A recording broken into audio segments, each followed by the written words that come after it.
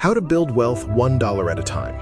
Imagine two people earning the same income. One looks financially comfortable today, while the other quietly builds wealth every month. 10 years later, their lives can look completely different. The difference is not always a huge salary. Sometimes it begins with something much smaller, $1. Welcome to the real secret of building wealth. You do not need to become rich overnight. You need to learn how to make small amounts of money work for you and keep doing it consistently. Think about your first dollar saved. It may not feel important.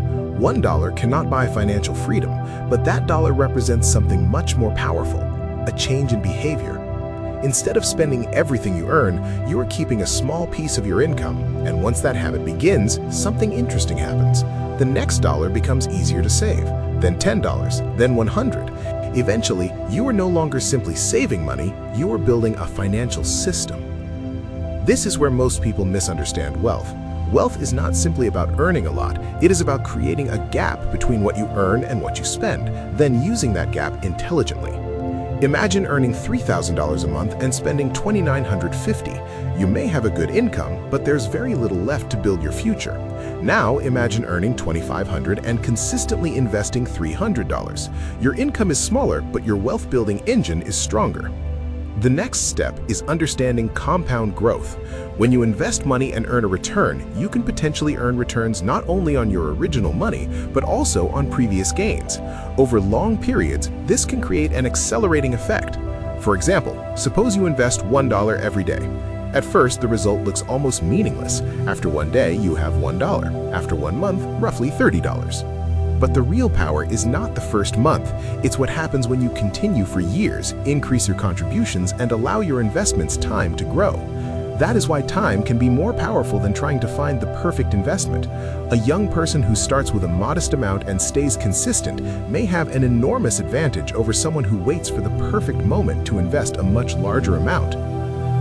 But there is another important lesson. Wealth is built through increasing your earning power as well as controlling expenses. Saving every dollar is not the ultimate goal. If your income never grows, there is a limit to how much you can save.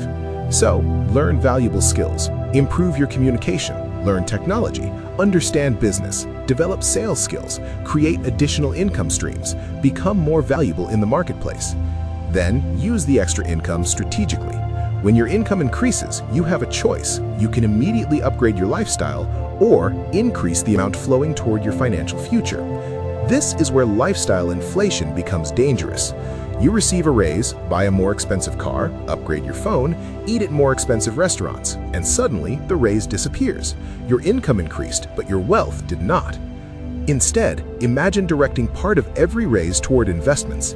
You still enjoy some of the extra money, but another portion purchases something much more valuable, future freedom.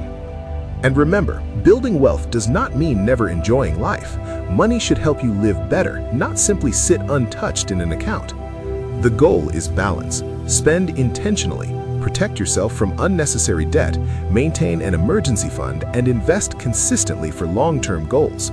Most importantly, avoid the temptation to become rich quickly. Get-rich-quick promises are attractive because they sell excitement. Real wealth is usually much less exciting. It looks like automatic transfers.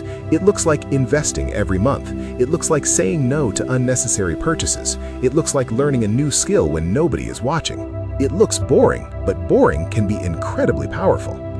So, start where you are. If you can invest $1, start with $1. If you can invest $10, start with $10. If you can invest $100, start with $100. The amount matters, but the habit matters even more. Because the first dollar isn't really about the dollar. It's about proving to yourself that you can control your money instead of allowing your money to control you. And perhaps years from now, when that tiny decision has grown into something much larger, you will realize something fascinating. Your financial transformation did not begin when you became wealthy. It began when you decided that $1 was worth saving, investing, and putting to work. That is how wealth is built. $1, one decision, and one day at a time.